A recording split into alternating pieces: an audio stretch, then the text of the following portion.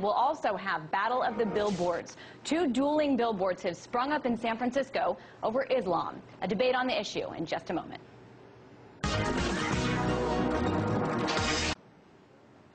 Now, meanwhile, a battle of bus ads is taking place in some major cities across America. Public transportation is the latest site of a religious battle over Islam.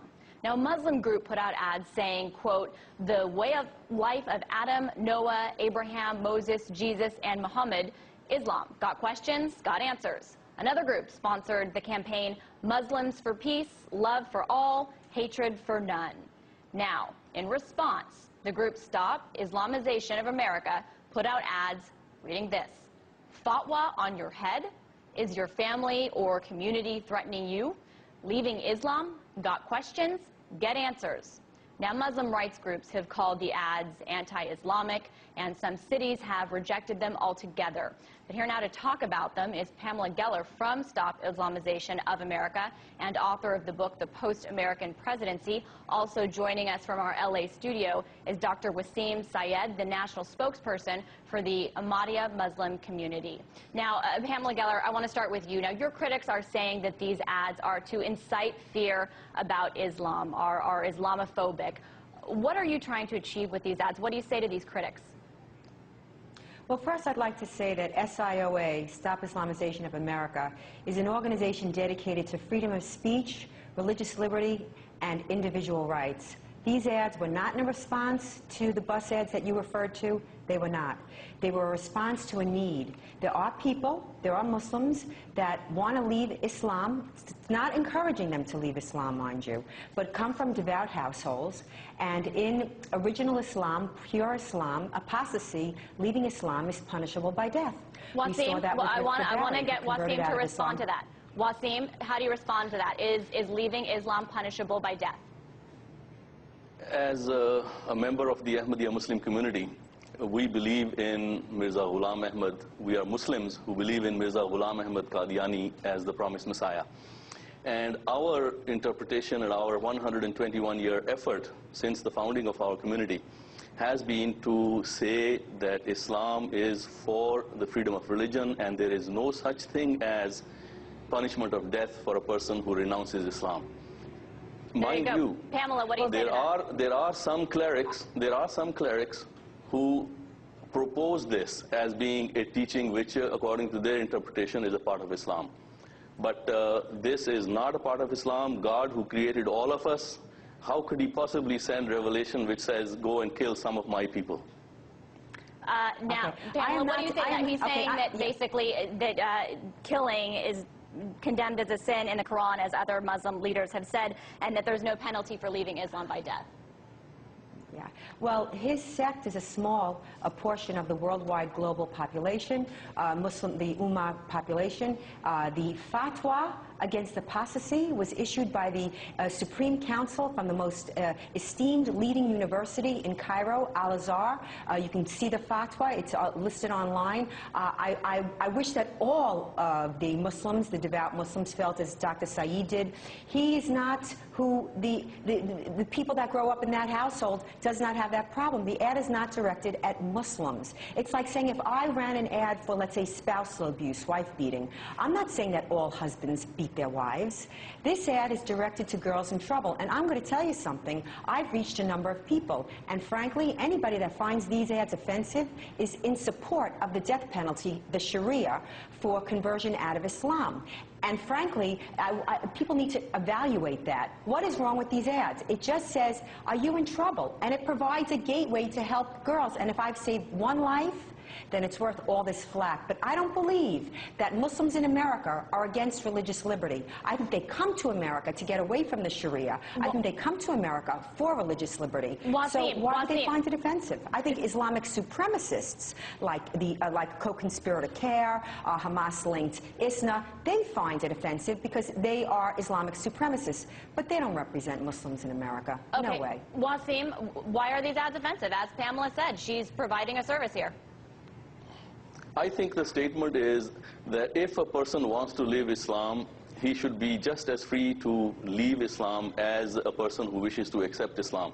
I think the ads that we have running, and I have this, and I think you showed it, this is our goal. We want to emphasize that Muslims must, in the United States of America, stand up and speak out and say that the Islam they believe in is Islam which teaches peace, the essence of it.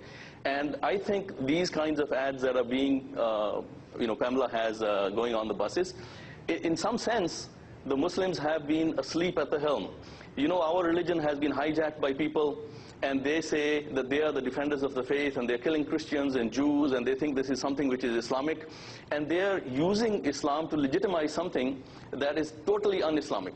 But it is our duty as Muslims, and this is what we are doing. We are going across the country, and it's not the bus ads. 100 bus ads is anybody can purchase. Thousands of members of our community are going door to door, and this year our goal is that 6 million Americans should receive this message that Islam stands for peace. And they can call this 1-800-YISLAM number, okay, or muslimsforpeace.org. Wasim, so you don't have any problem with Pamela's bus ads? I think this is a great country. It gives us the freedom for Pamela to say what she wants to say, and for the Muslims to be able to say what they need to say and wish to say. And I invite all Muslims in the United States, they should stand up and they should go around the country and tell their neighbors, Islam means peace. And they shouldn't fear it, Muslims. Can I say something? Part of the problem is that there are a lot of... Wasim, hold on for one moment. Pamela, I want you to respond to what he said. I also want you to respond to... Wasim, hold on real quick. Hold on. Let me just ask you this. Wasim is fully supporting your freedom of speech to have these ads. Meanwhile, 125 religious leaders of various faiths in the Bay Area signed a statement that denounced your ads as Islamophobic. Some cities have banned them. So clearly some people are offended and say this promotes anti-Islam sentiment in the United States, which is a problem. How do they not? Well, first of all, it goes to show you just what kind of trouble the Muslim girls, or men for that matter, who want to leave are in. If I'm getting this kind of flack by providing a safe way for people that have been threatened by death, by their family or their community. I don't think that's the threat, Pamela. I don't think that's the threat. The threat is that it's promoting a view of Islam that promotes stereotypes that are inaccurate. How is it? First of all, how is it promoting a view of Islam when it says leaving Islam, need help, go to refugefromislam.com? How is that promoting anything except help for wait a minute, let me respond. Except for help, that's all it is. I don't find Jews for Jesus offensive, even though the idea it may be offensive to Jewish people. It's ridiculous. And this gentleman's sect of Islam was established in 1899. This particular sect is persecuted in Indonesia brutally, and persecuted in Iran brutally. It does not represent the 1.5 billion Muslims worldwide. And Pamela, I will tell you that the only media outlet that actually went to speak to Muslims who tried to leave Islam in America, the Washington Times, found every single instance. A couple of teachers in Dearborn said, this is very good. People are terrified to talk about it. They're really scared. Okay, listen, Pamela. You shouldn't be scared in America. Pamela, what does, and you're seeing this kind of blowback that I'm getting. Fatwa on your head mean? What does fatwa on your head mean? A fatwa is the ruling by an Islamic cleric on matters regarding religion. In this particular case, it's apostasy. There was a fatwa issued from Al-Azhar University against apostasy, that apostasy is punishable by death. When Rifka Bari's mosque was spying on her and told her parents that they should straighten her out or else, her father, threatened to kill her if she had this Jesus in her heart. She had to run away. She had nowhere to go. When Noor al-Maliki was living too Western a life and she tried to get away, her father ran her over. And if that wasn't enough, he backed up the car and he ran her over again and again. And now these girls deserve a place to go.